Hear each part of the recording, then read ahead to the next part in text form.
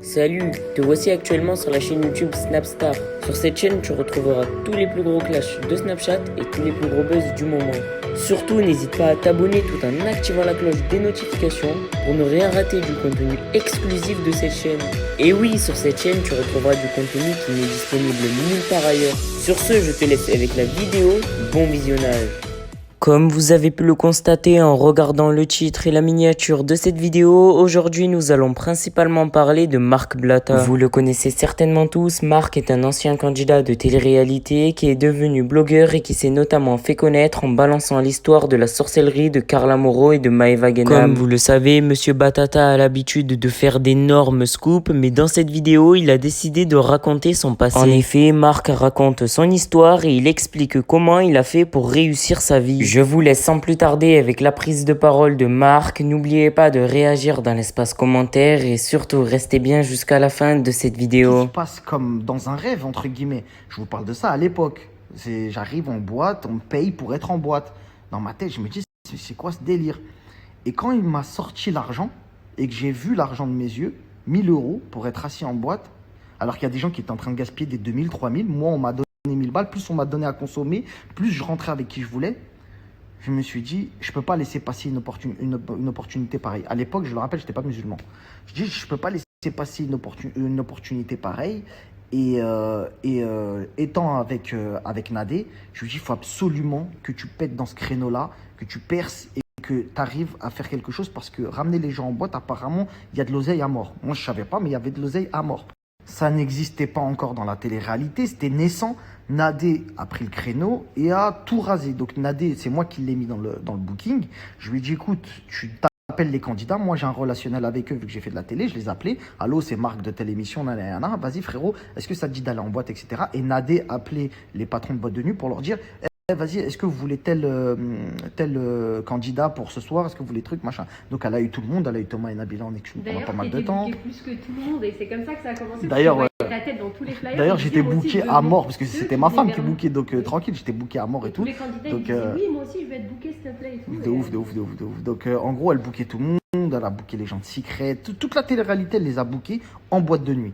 Avant que Shona Event arrive, d'accord, c'était Nadé entre guillemets qui gérait les candidats de télé-réalité en exclu pour la plupart, comme Thomas et Nabila, etc., pour les ramener en boîte de nuit et augmenter leur cachet, etc. Tu vois, c'était transparent et tout.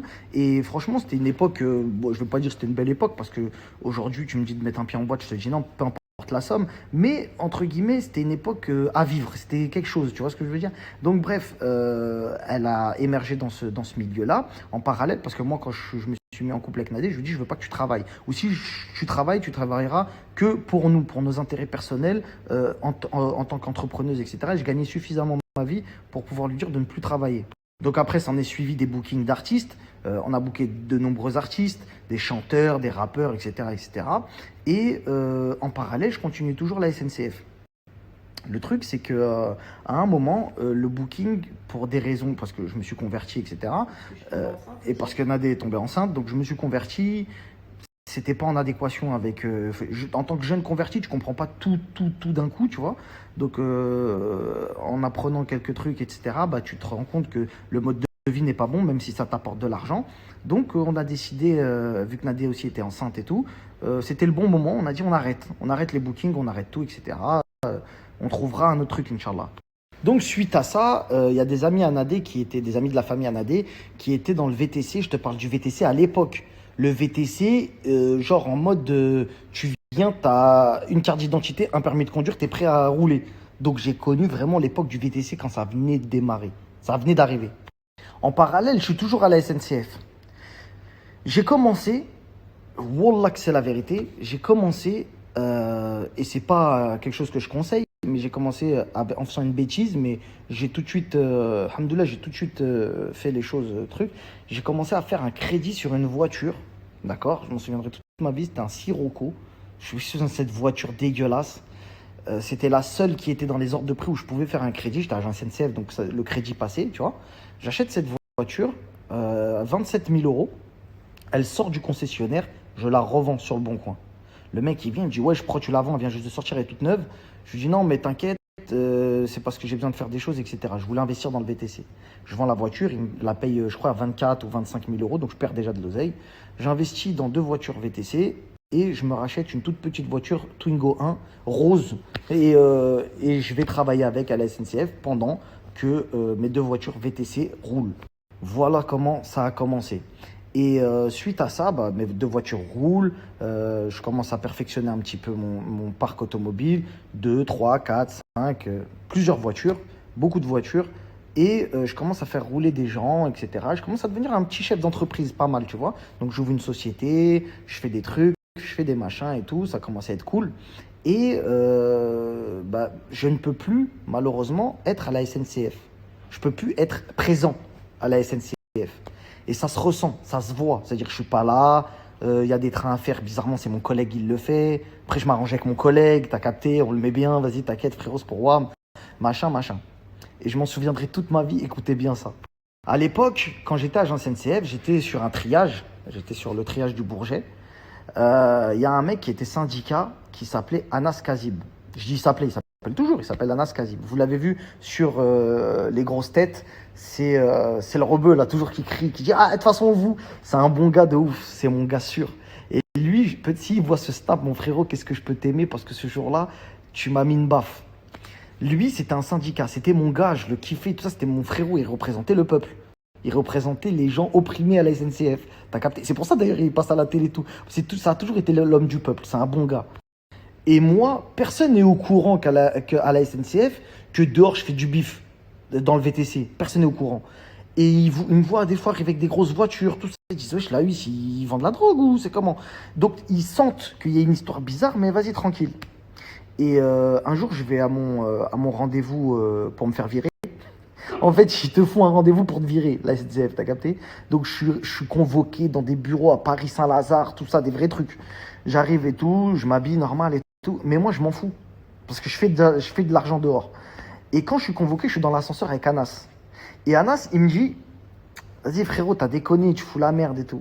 Je lui dis, tu sais frérot, si je garde la SNCF, c'est vraiment pour mes fiches de paye, la retraite, la banque. T'as capté, c'est solide. C'est un truc, c'est ta retraite, la SNCF. C'est pour ça que je veux garder la SNCF. Mais en vrai de vrai, en tant qu'entrepreneur, je fais 1 mois de salaire SNCF en même pas une semaine. Et quand je lui dis ça, il me dit, eh frérot, t'as vu des mecs, j'en ai défendu dans des conseils de discipline. Wallah, arrêtez de vous inventer des vies. Il me parle comme ça. Il me dit, arrêtez de vous inventer des vies. Si tu faisais 1 mois de salaire en une semaine, tu viendrais pas travailler.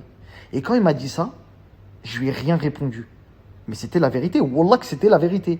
Mais en fait, il a tellement dit ça comme si c'était impossible que je l'ai laissé. J'avais pas le temps de lui expliquer. On était dans l'ascenseur pour aller à mon conseil de discipline.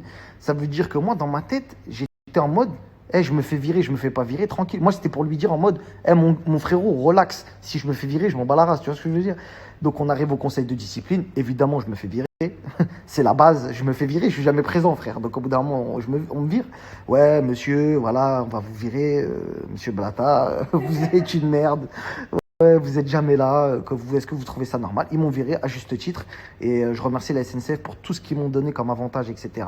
Dommage que ça commence à se privatiser un petit peu, mais ça a été une des meilleures entreprises dans laquelle j'ai travaillé. Vraiment, c'est une magnifique entreprise qui offre énormément de chance aux jeunes. Et franchement, qu'elle continue comme ça, je l'espère en tout cas.